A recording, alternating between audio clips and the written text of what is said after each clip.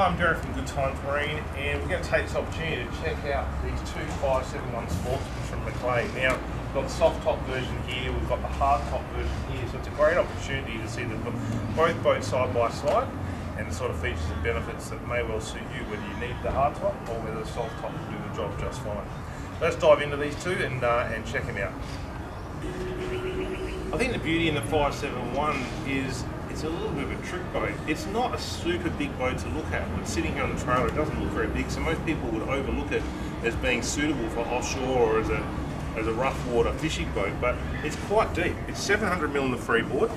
There's tons of room back here. This particular boat's got the queen seats that fold down, which creates a staggering amount of space. So if you've got a situation at home where you don't have a lot of room for storage, you could buy this boat and not feel like you've been restricted in being able to have a boat that's going to take you out offshore chasing some of the bigger species. The 571 Sportsman and all the sports models are a cuddy, so they're not designed to have a big bed area. So you'll see in the area, in the cabin here, it's really room enough for 2 adults to sit. You'll get 3 kids in there, but you're definitely not going to be laying down. There's not enough room in there for that. By keeping that nice and compact, they allow you to have plenty of room back here in the main cockpit area, which is obviously where all the action happens. With the dash design, we're now very rarely fitting engine displays in our boats. Because of the way the technology is working now, we can actually link the outboard to the sounder screen with a good quality sounder, and that means that we're able to get all the engine data live digitally on the sounder screen. So the money you would have spent on an engine display, you can now allocate that money to the sounder and get the best sounder you can. Now in the 571, it's designed to be able to squeeze a 12 in, but almost all of the boats we do will be going out with 9s, Simrad 9s in the dash. It's not very often you'll find a back seat in a Sportsman model. This area here is designed really just straight as a fishing area. It's a workstation area, but if you do need a back seat, it can be organised as something you can request if you're custom ordering a boat from New Zealand. What they do though is set up this area here with the driver and passenger seats to have quite a lot of flexibility with options. This particular boat's got the fold down queen seats. The hard top there is set with the fixed queen seats. There's also availability for eskies and just full blind storage bins as well. So there's quite a lot of options in getting the extra seating that you may need for your boat. Moving to the sides here, you may have noticed in New Zealand you'll see some of the boats where they've actually got storage shelving in the gunnel here. To meet Australian standards, the Mclays when they come to Australia are actually full of foam in here, so they've got extra buoyancy above what you'd see in the New Zealand boats designed to stay in New Zealand. The side pockets here still give you ample storage on both sides, port and starboard. They're really generous in size, and for putting tackle trays, jumpers, whatever you want to throw in there, there's plenty of room just to be able to drop something quickly if you need to. Across the back here, this is all storage in under here, so we've got room for batteries, and you can put some incidentals in there as well. If you're running an electric motor, which seems to be a growing trend now with cuddies, there is enough room to run some batteries in here as well to run your electric motor, as well as the cranking battery and your house battery for running the electronics in the boat. The bait board options, we generally always bring the boats in with the draw combo.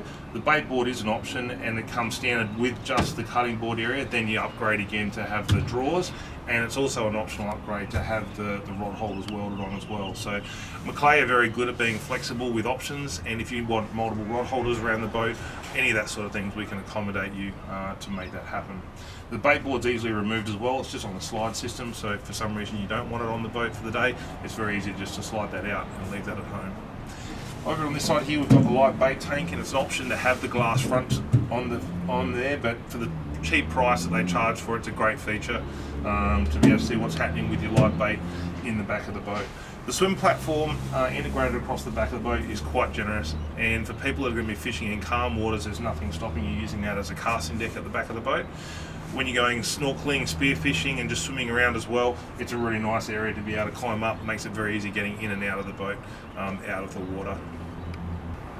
So once you've worked out all the options in the main cockpit area, sounders, engines, all that sort of stuff, when it comes to the hard top, what you've got to work out is, do you need to have that extra protection? Certainly in the Sydney area and moving north, where you get fairly humid in the summer months, the hard top can feel a little bit more claustrophobic.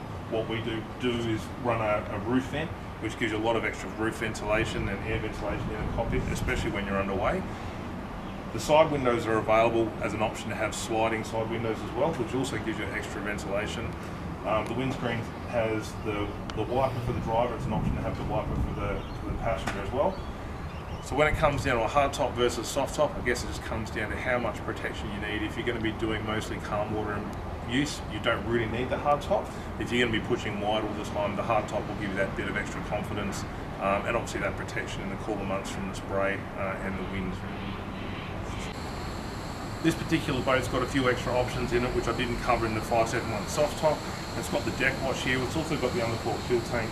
They're two features we generally see added by customers in the boats because they're inexpensive but really, really functional. Especially when you're running the full checker plate floor, to be able to hose out all the mess while you're on the go, you're out fishing and get the blood off. It's a great feature having that deck wash. Also clean the bait board as well. The front of this boat's got the raised bow rail, and we've also got the bow mount plate. Like I mentioned it previously, we've got quite a lot of customers now upgrading their cuddies. Instead of spending the money on electric anchor winch, they're going to the spot lock electric motors like Motor Glide, and that gives them the flexibility of being able to quickly lock onto a position instead of waiting for an anchor to just drop and grab. Also that risk that the anchor's never going to come back again if you're in a rocky reef environment. The electric motor allows you to be able to sit and hold and easily manoeuvre around, which is a great technology advancement for fishing. Now just a small observation between the two boats. The hard top, because it's got the extra weight in the boat, Steve Mclay is running the running strakes underneath the boat, which gives that extra lift. So because the boat's that little bit heavier, it just helps get the boat up onto the planing surface. That's a little bit quicker and a little bit easier. The soft top doesn't have that extra weight and doesn't need the running strakes, but just a small difference between the two hulls. Technically, you would assume that the soft top will be a slightly softer hull ride-wise, but having driven this boat quite a bit, I can tell you there's no way you'd ever claim it as a hard riding boat. It's a beautiful boat to drive. Horsepower-wise on the 571, the range set by Mclay is 90 to 115. This particular boat's got the 100 on it, and it goes really, really well with 100. This never ever feels like you're underpowered in any way. This boat's got the 115 on it, which allows you to wind out the clock and get that extra top end speed. Both boats, if you only had the budget to put a 90 on there, you certainly wouldn't be disappointed. The 90-100 is more than enough for a 571 Sportsman. In summarising the 571 Sportsman from Mclay, I guess the best way to describe it is if you're working on a slightly tighter budget and you don't have a lot of storage for a boat, this boat's going to deliver in spades with the amount of room that it provides and the onboard performance that it delivers. They've got a huge cockpit area, it's got plenty of beam width, it's very, very deep, so if you're wanting to be able to enjoy offshore fishing, you certainly can do that with a 571 Sportsman. It's got plenty of horsepower, the engineering behind the boat is exceptional, so you know the boat's always going to stand up and deliver.